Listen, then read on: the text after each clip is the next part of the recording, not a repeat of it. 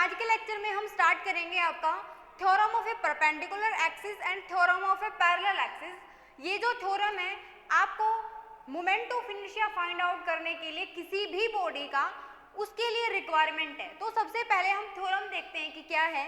जैसे first theorem मैंने लिखी है theorem of A perpendicular axis, लेकिन ये करने से पहले हमारे माइंड में क्वेश्चन होना चाहिए कि हम दो थ्योरम को क्यों स्टडी कर रहे हैं। First one that is theorem of A perpendicular axis and second theorem of A parallel axis.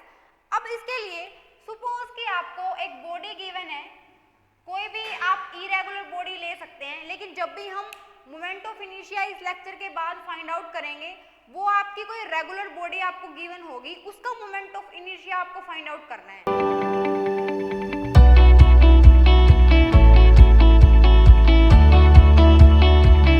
लेकिन मान लेते हैं इरेगुलर बॉडी है। अब क्वेश्चन में हमसे क्या पूछा जा सकता है, एक जो एक्सिस होती है वो आपकी फिक्स होती है। फॉर एग्जाम्पल जैसे एक्सिस सिस्टम माना मैंने, ये एक्सिस है जेड एक्सिस, ये एक्सिस सपोज आपकी एक्स एक्सिस है और ये एक्सिस सपोज की आपकी वाई एक्सिस है।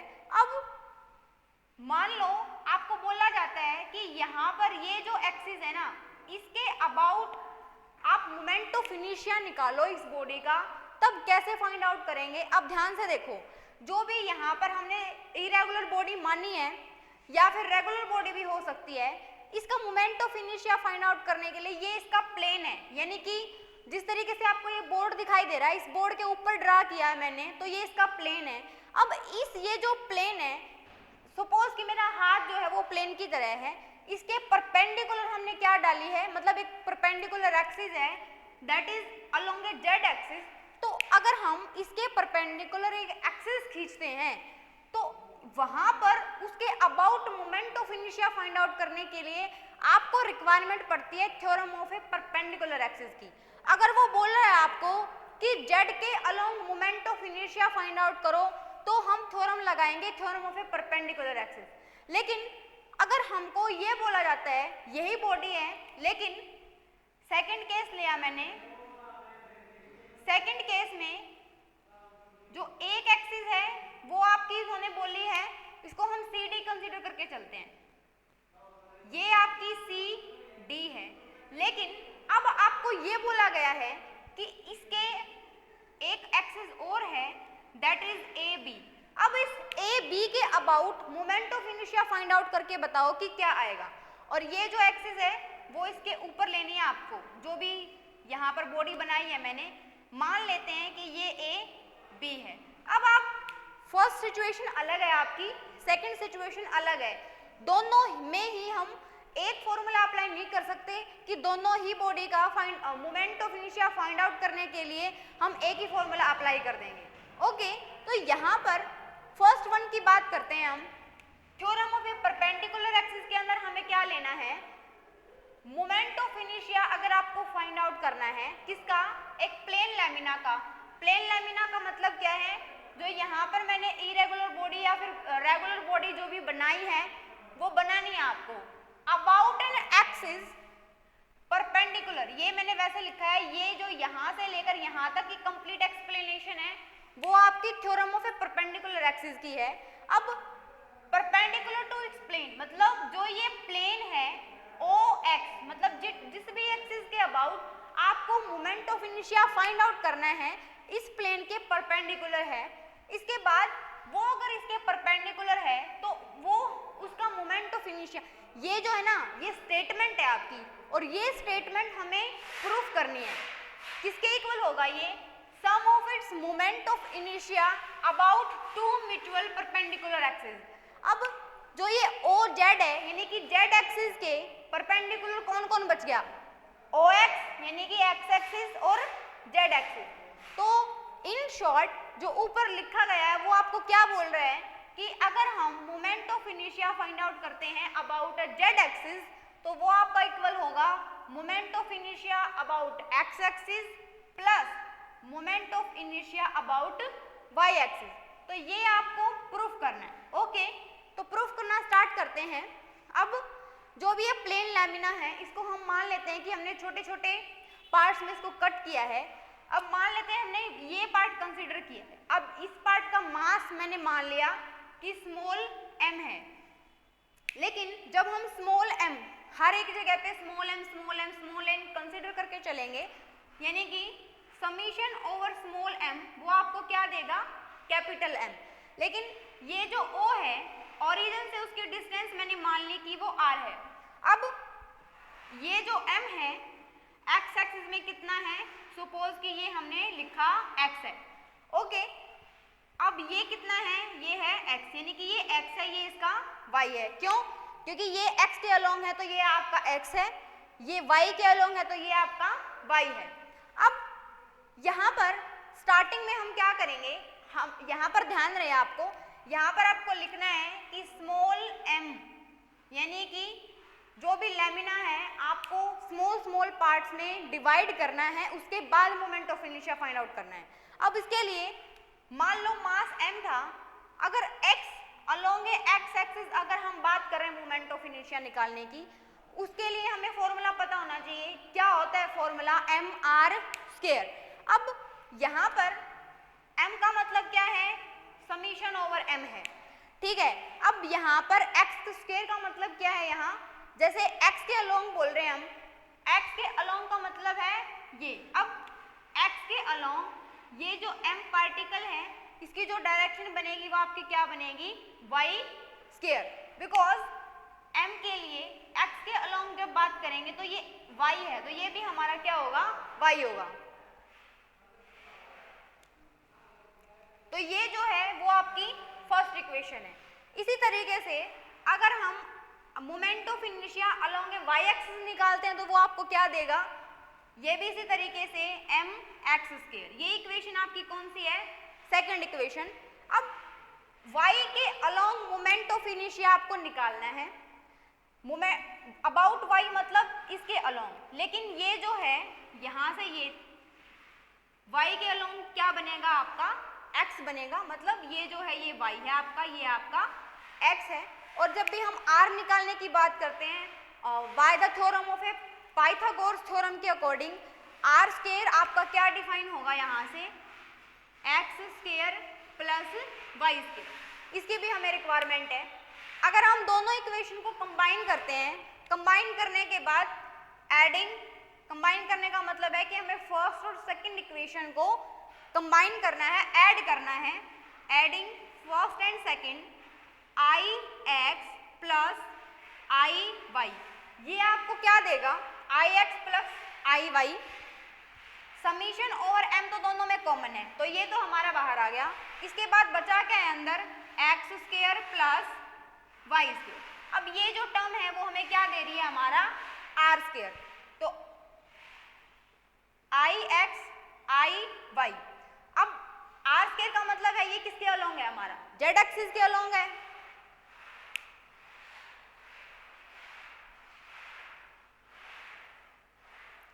तो यहाँ से हम क्या लिख सकते हैं, समीशन ओवर m, ये हमारा है r², और mr² का मतलब है कि moment of inertia along z axis. तो ये जो टोटल टर्म है वो हमें वैल्यू देती है moment of inertia along x axis, moment of inertia along y axis, दोनों का एडिशन, वो आपको क्या दे रहा है, iz। तो यहाँ से ये हमारा थ्योरम का प्रूफ है। नॉर्मल हमने कुछ नहीं किया, हमें स्टेटमेंट क्लियर है। स्टेटमेंट से भी हमारा काम चल सकता था। जब भी नेक्स्ट हम किसी भी रेगुलर बॉडी का moment of inertia find out करेंगे, जो कि बहुत ज़्यादा इंपॉर्टेंट है एग्जाम पॉइंट ऑफ व्यू से, लेकिन उसके लिए थोड़ा सा प्रूफ हमने किया है। जस्ट हमें क्या करना है, मोमेंट ऑफ इनर्शिया का फॉर्मूला पता होना चाहिए, उसके बाद हम इजीली फाइंड आउट कर सकते हैं। इसके बाद ये जो हमने निकाला है ये किसके अलोंग था, जो ये लेमिना है इसके परपेंडिकुलर एक्सिस के अलोंग। अब ये बोल रहा है कि हमें CD के अलोंग मोमेंट ऑफ इनर्शिया नहीं चाहिए, हमें AB के अलोंग मोमेंट ऑफ इनर्शिया चाहिए। तो उसके लिए भी हमें क्या करना पड़ेगा, स्टार्टिंग में, अब एक बार स्टेटमेंट आपकी क्या बोल रही है, सेकंड थ्योरम की, वो आपकी बोल रही है कि moment of inertia about AB निकालना। तो किसके अबाउट है, वो AB के अबाउट आपसे पूछ रहा है। तो moment of inertia about AB आपका किसके बराबर आएगा, moment of inertia about CD, जो कि हम ऑलरेडी फाइंड आउट कर चुके हैं फर्स्ट में, प्लस में mass of the body that is capital perpendicular axis वो आपकी क्या बनेगी, हम मान लेते हैं, अभी हम एक P पॉइंट यहाँ पर कंसिडर करके चलेंगे, तो वो आपकी परपेंडिकुलर एक्सिस बनेगी मास पूरी बॉडी का और जो भी परपेंडिकुलर एक्सिस लेंगे उन दोनों का प्रोडक्ट और दोनों का सम आपको किसके बराबर देता है या क्या देता है, theorem of A parallel axis. अभी शायद आपको इन थ्योरम का जो मेन पर्पस है लग रहा है कि क्या ही रिक्वायरमेंट है, हम सिर्फ स्टेटमेंट पढ़ लेते हैं, हमें क्लियर हो जाएगा। लेकिन जब भी हम नेक्स्ट लेक्चर में मोमेंट ऑफ इनर्शिया किसी रेगुलर बॉडी का फाइंड आउट करेंगे तब हमें पता चलेगा कि क्या रिक्वायरमेंट है। अब सेकंड थ्योरम की स्टेटमेंट हमें क्या बोल रही है कि मोमेंट ऑफ इनर्शिया किसके अबाउट चाहिए हमें, ए बी के अबाउट। वो आपको क्या देता है, मोमेंट ऑफ इनर्शिया यानी कि किसके इक्वल होगा वो, moment of inertia about C D plus पूरी बॉडी का मास जो है वो हमारा कितना है, कैपिटल एम। अब यहाँ पर मान लेते हैं कि जो भी लैमिना है या फिर जो भी बॉडी है उसको हमने क्या किया, स्मॉल स्मॉल पार्ट्स में डिवाइड किया। अब जो स्मॉल पार्ट है वो m मान लिया जिसका मास आपका m है। अब ये जो m है और CD से उसकी जो डिस्टेंस है वो कितनी है आपकी r मानी है मैंने, लेकिन AB के बीच में और CD के बीच में जो डिस्टेंस है वो मैंने कितनी मान ली, h। तो यहाँ से ये हमें क्या बताएगा कि moment of inertia about AB आपका ये होता है। ये हमें अबे क्या करना है, प्रूफ। तो इसके प्रूफ के लिए हम क्या कंसिडर करेंगे, हमें क्या चाहिए, मोमेंट ऑफ इनर्शिया चाहिए m का, किसके अबाउट, AB के अबाउट। तो वो आपका बराबर आएगा, मोमेंट ऑफ इनर्शिया आपको चाहिए AB के अबाउट। नॉर्मल हम सबसे पहले क्या करते हैं, बीच में से CD वाले को काट देते हैं। हमें तो क्या चाहिए, AB के अबाउट अगर moment of inertia find out करना है तो उसके लिए हमें समीशन ओवर m चाहिए, क्योंकि मोमेंट ऑफ इनर्शिया का फॉर्मूला नॉर्मल किसके बराबर होता है, mr² के बराबर होता है। तो यहाँ से r टोटल r कितनी है, m से लेकर r पूछा जा रहा है आपसे। अब r प्लस h ये आपकी r है, लेकिन वहां पर क्या है, स्क्वायर है, तो यहाँ से r प्लस h का स्क्वायर आपको करना है। इसके बाद यहाँ पर हम क्या करेंगे, खोलेंगे जब हम इस इक्वेशन को तो समीशन ओवर m आपको क्या दे रहा है, r² plus h² plus 2rh। अब जब हम इसकी मल्टीप्लिकेशन करेंगे तो ये हमें क्या देगा, mr² plus mh² plus summation over 2h को हम बाहर लिख देते हैं और अंदर बनेगा आपका mr। इसके बाद अब ध्यान से देखो, जो भी mr² है ये मोमेंट ऑफ इनर्शिया किसके अबाउट है, हमें ये परपेंडिकुलर एक्सिस कहाँ से है, ये जो m लिखा है मैंने और CD ये तो डिस्टेंस इतनी ही है, तो इसका मतलब है ये जो टर्म है वो क्या रिप्रेजेंट कर रही है कि ये मोमेंट ऑफ इनर्शिया है किसके अबाउट, अबाउट CD। तो इतनी सारी टर्म को मैंने एक सिंगल वर्ड से लिखा है, that is moment of inertia about a CD axis. इसके बाद ये जो टर्म है वो क्या दे रही है आपको, समीशन ओवर m आपको कैपिटल M देगा और h का मतलब है ये h, तो h² और ये हमारा किसके बराबर है, moment of inertia about AB। अब यहाँ से ये जो टर्म है ये आपकी जीरो बन जाएगी। क्यों जीरो बन जाएगी, बिकॉज ये जो इक्वेशन है वो आपकी सेंटर ऑफ मास की होती है और सेंटर ऑफ मास की इक्वेशन क्या है कि जो टोटल मास है, यानी कि अगर हम मास की बात करें तो बैलेंसिंग के अकॉर्डिंग टोटल कंसंट्रेटेड जो मास है वो आपका सेंटर में लाई करेगा, जिसके अबाउट ये जो टर्म है वो जीरो बनेगी आपकी। यानी कि ये जो टर्म है अगर जीरो हो जाती है तो सेंटर ऑफ मास से या फिर by the concept of centre of mass या सिमेट्री ऑफ द मास ये टर्म आपकी जीरो होती है।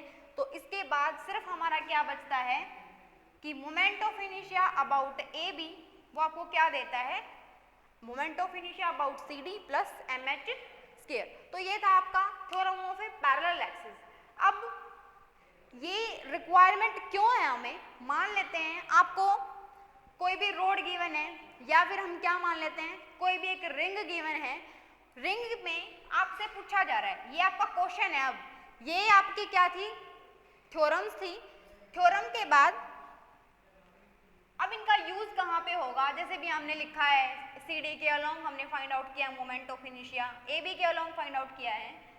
तो मान लो आपको बोला जाता है एक रिंग का moment of inertia find out करो। अभी तक ये आपके लिए एक क्वेश्चन है। अभी हम जब नेक्स्ट लेक्चर में स्टार्ट करेंगे तो नेक्स्ट लेक्चर हमारा यही होगा कि रिंग का या फिर रॉड का moment of inertia find out कैसे करते हैं। अब सपोज ये क्वेश्चन था आपका और क्वेश्चन में रिंग दिया है, रिंग का मोमेंट ऑफ इनर्शिया क्वेश्चन ये है कि अबाउट ए बी निकालो। तो ए बी के अबाउट निकालने के लिए आप सबसे पहले जो हमने फर्स्ट थ्योरम समझी है वो अप्लाई करेंगे, लेकिन इसी के बाद जस्ट बाद सेकंड पार्ट में वो हमें ये बोलता है कि मोमेंट ऑफ इनर्शिया अबाउट, या फिर ये बोल लो कि about A diameter find out करो, या फिर about an axis passing through this point, या फिर इसको टेंजेंट बोलते हैं, इसके अबाउट फाइंड आउट करो। तो यहाँ पर हमें किसकी रिक्वायरमेंट है, theorem of A parallel axis की। दैट्स व्हाई हमने इसको स्टडी किया है। तो नेक्स्ट लेक्चर में हम डिफरेंट बॉडीज के लिए moment of inertia find out करेंगे, जो कि मोस्ट इंपॉर्टेंट है। तो नेक्स्ट लेक्चर में मिलते हैं। Thank you.